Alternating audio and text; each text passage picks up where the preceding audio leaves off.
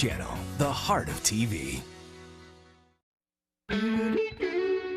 From Universal Studios Hollywood, welcome to Home and Family.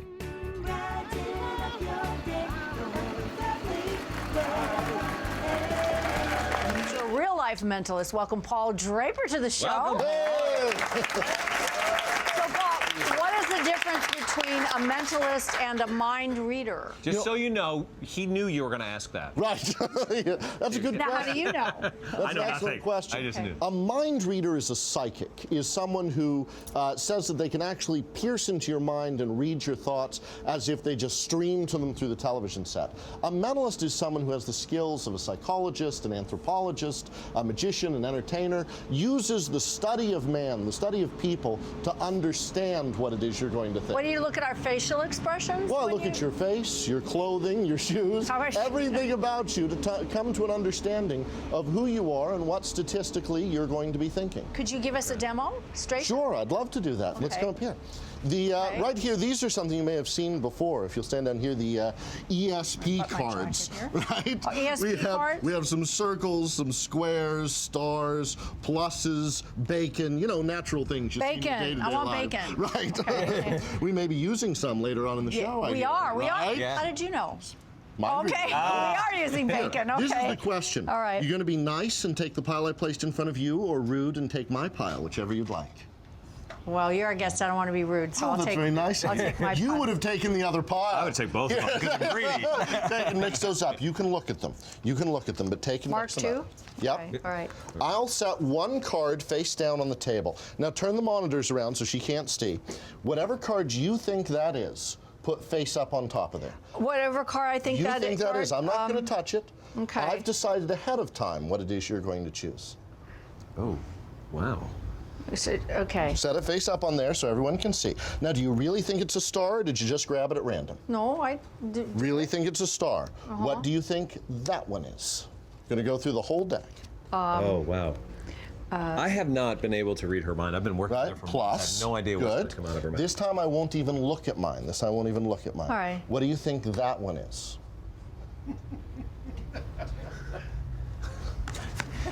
Good, good. Yes, excellent. Last choice.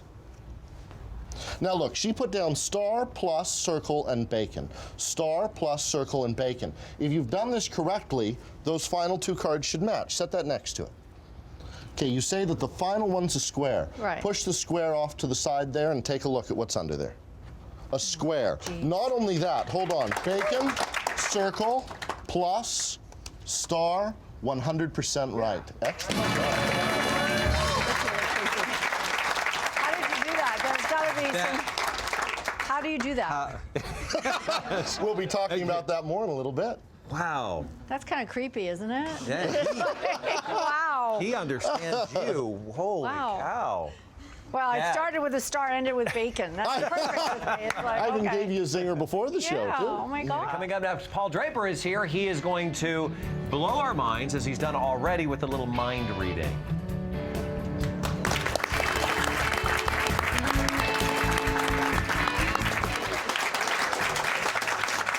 All right, our next guest has been called a mind reader, a magician, a mentalist. He is here to demonstrate his skill set, has already done so. Paul Draper is here. Welcome, Paul. All right. Question is, how did you become a mentalist? Oh, yeah. Right, that's a great question. It's a very strange and particular skill set. Now, I became a cultural anthropologist first, and I taught at the University of Nevada, Las Vegas. So my interest is in culture, mythology, what it is that makes us human, and why we think the things we think and do the things we do. And Can anybody learn how to do it? oh, sure, anyone can learn how to do Can anybody make a hit TV show doing it? That's much harder. I want you to know that TV show has meant hundreds of thousands of dollars to me. Because, good. Because before that television... Glad I could help. Right. Before that TV show, I had to explain to everyone what a mentalist was. And now, because of the success of 5 seasons of The Mentalist, people know. And so I travel around the country. I'm in performing arts centers. I work with some of the top 100 hospitals in the nation, some of the Fortune 500 companies, working with their teams on how to be better at reading people's thoughts and controlling their actions. Going to some of those places would be amongst some of your most enjoyable experiences? Well, my most enjoyable experiences are as an anthropologist seeking people who have magical skills in the world. So in Haiti, I saw a man who could make his eyes turn black and his teeth disappear except for fangs, and then brought his head back down. You mean everything Satan? back. No, wow. He was a guy that did this. And now, was it a magic trick? Was it something evil? Was it something real? What was it?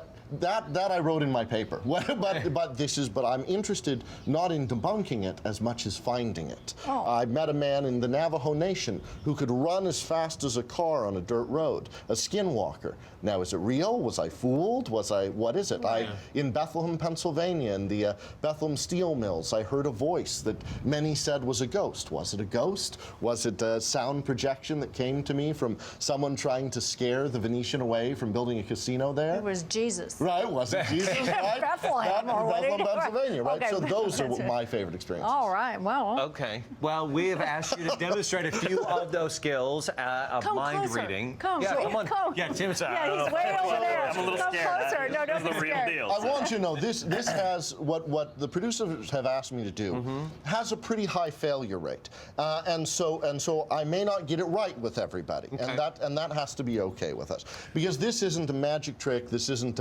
this is actually trying to delve into your mind and pull something out of it based on reading you as an individual. What did our producers So what they ask you? asked me to do was to have each of you think of a fairy tale. Now, the gambit of fairy tales is very large, so I would like you to try and keep it to Grimm's, Hans Christian Andersen, Disney, limericks, things that people in America would know, all right? Okay. So some popular fairy tales. Try and get one in your mind. Can you get one in your mind, each of you? Okay. Have it? Okay. Have it? Yep. Yes. It can be obscure, it can be as long obscure, as- okay. anything you want, as long as it's something people can visualize. Okay. Try and get an image of one of the characters within your fairy tale. There are a couple of things that I know already about these three individuals here, just from our time here on the TV show. Now, first, you're going to think of a powerful princess, okay? You're going to think of a powerful female character. And there's an important female character in yours, is that right? Yes. You're going to want an intelligent female character. Yeah. Well, aren't there? What else is there? Well, other some- than intelligent right, female character. But some Yeah. characters in the Disney genre aren't, right? And are less. But you would think of an intelligent Yes. one. Okay, I want you to think of yours. You would think of something visual. Okay, I think that you're probably a visual and kinesthetic learner, as opposed to something you've heard, but something you can see. Yours is a character that has a visual memory to you, maybe even a textual memory to you, something you can touch. Would you consider yourself kinesthetic? You build things? Yeah. Yeah. Let's go over here. Hi. Hi. So, fairy tales. Where did you grow up? San Francisco. San Francisco. Yeah, Northern California. Nice place to grow up. Yeah. And how long have you been in the LA area?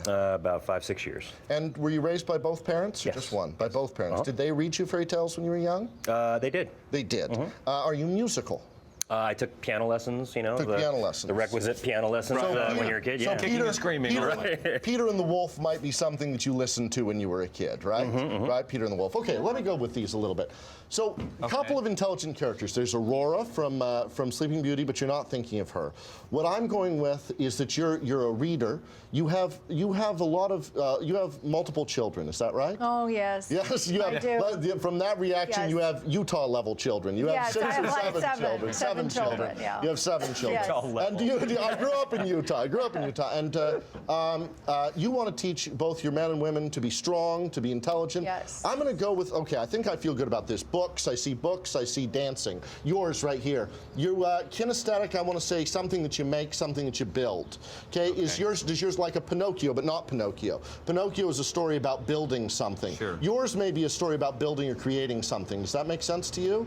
Yes? Yes. Okay, Yes. they come over here. I want to say like Peter and the Wolf, but it's not Peter and the Wolf. But there's also songs attached to yours. Is that right? Right. Yes, I'm going to say there are songs attached to yours. Yes. This is tough. I want you to decide in your own minds what you think they are based on the information I've given you. If we had more time, I could tell you how I got there. But I'm going to go with this. Yours is Beauty and the Beast. Yes! Yours is...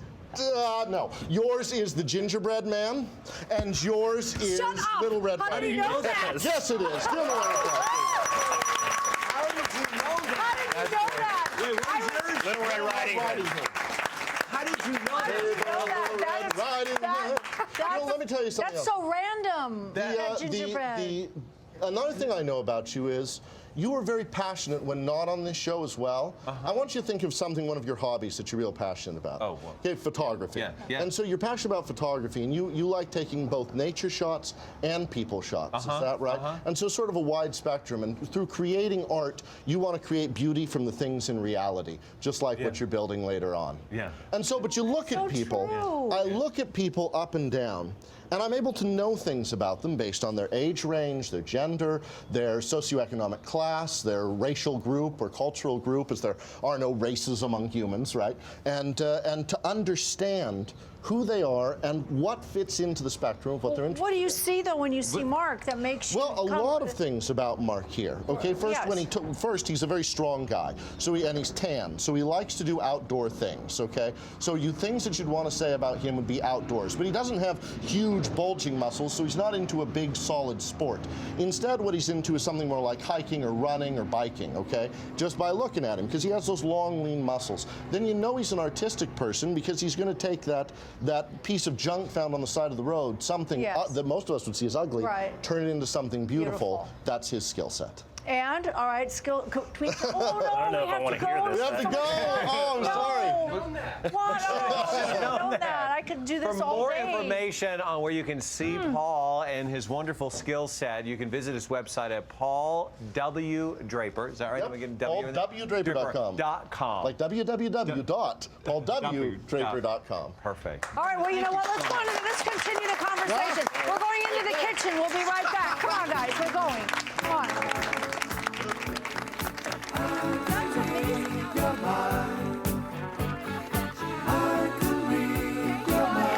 Really easily. Hey, can like that. I want to ask What? Let me taste. quick question, because the way you read us out there, and what do you see to your right? These two ladies to your right. You just read them for me, if you will.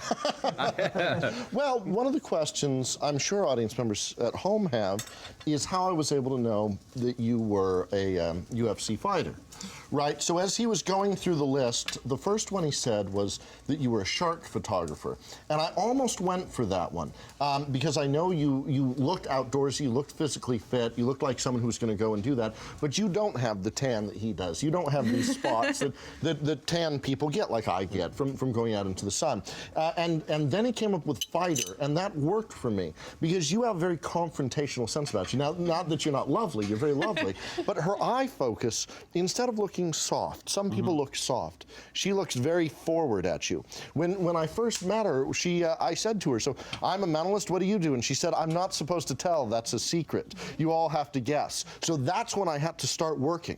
Right at that moment to look over. Now she's very confrontational, she's very confident, she's willing to fight, and she doesn't back down from a large physical male being in her space. So when you said fighter, that was the one. That's what I want to learn how to do. Right. All right. So, you know, we're going to